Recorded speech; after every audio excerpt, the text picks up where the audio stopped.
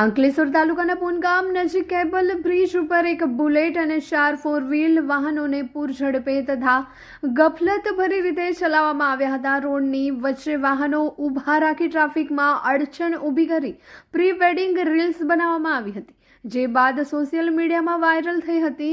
આ ઘટનાના viral video પરથી તપાસ કરતા ભરૂચના શેરપુરાના બુલેટ ચાલક મોહમ્મદ ફૈજાન મોહમ્મદ સિદ્દીક નાખુદા હોવાનું બહાર આવ્યું હતું। પ્રી વેડિંગ શૂટિંગ માટે ઉપયોગમાં લેવાયેલી 4 વ્હીલ ગાડીઓ ભરૂચના તુફૈલ ગુલામ પટેલ, સુફિયાન ઉસ્માન મંસૂરી, અયાજ સાદિક મનિહાર અને સાહિલ ઇકબાલ રાજ દ્વારા ચલાવવામાં આવી હોવાનું તપાસમાં જણાવાયું છે।